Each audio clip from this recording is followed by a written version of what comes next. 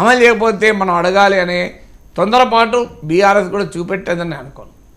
Right sir. ఇక Revanth comment sir, KCR కాస్కో ఆట మొదలైంది, ఇప్పటిదాకా నడిచింది ఇంటర్వెల్లే, అసలు సినిమా ముందుంది అని.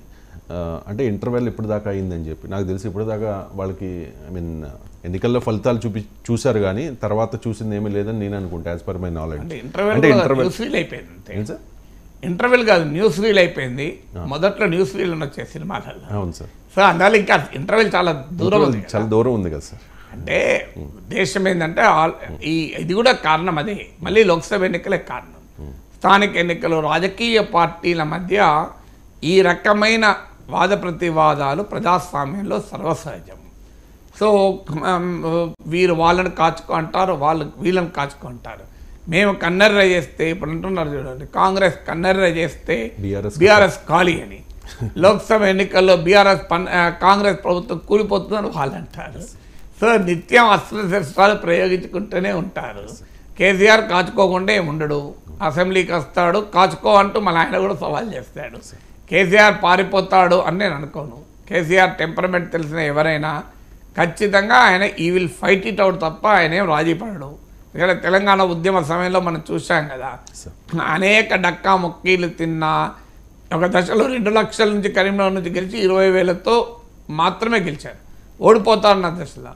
ఒక దశలో బోలెడు మంది ఎమ్మెల్యేలను గెలిపించుకుని రాజశేఖర రెడ్డి ప్రభుత్వంలో భాగస్వామి అయి యూపీఏ ప్రభుత్వంలో భాగస్వామి అయిన తర్వాత మళ్ళీ రాజశేఖర రెడ్డి దెబ్బకు టీఆర్ఎస్ నిట్ట నిలువునా చీలిపోయింది. సో అలాంటి పరిస్థితుల్లో కూడా ఏం కేసీఆర్ వెనక్కి తగ్గలేదు.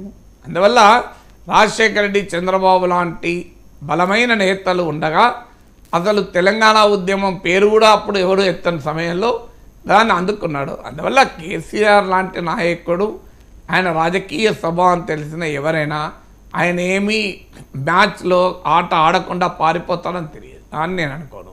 అలాగే రేవంత్ రెడ్డి స్వభావం తెలిసిన ఎవరు అనుకోరు. ఎందుకంటే రేవంత్ రెడ్డిని సన్నిహితంగా చూసిన వాడిగా చెప్పగలను, స్వభావరీత్యానే ఇది ఫైటింగ్ స్పిరిట్ ఉన్నారు. అందుకే ఇంత తొందరగా ముఖ్యమంత్రి కాగలిగాడు.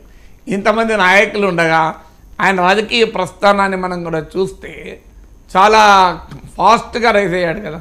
సో కాంగ్రెస్ పార్టీలో చేరిన కొద్ది సంవత్సరాలకే ముఖ్యమంత్రి కాగలిగాడు. మామూలు విషయం కాదు కదా కాంగ్రెస్ పార్టీ లాంటి పార్టీలు అది కూడా. సో అందువల్ల అటు రేవంత్ అయినా ఇటు కేసీఆర్ అయినా వారి వ్యక్తిగత శైలి కానీ రాజకీయ స్వభావం కానీ వారు రాజకీయాల్లో ఎదిగిన తీరు కానీ దగ్గరగా గమనించిన వాడిగా చెప్పగలను, ఇద్దరు మ్యాచ్కు సిద్ధం. సో అందువల్ల ఇంటర్వ్యూలు ఏమున్నది, ప్రతి క్షణము మ్యాచ్ చాలా రక్తి కడుతుంది, రసవత్తరంగా జరుగుతుంది.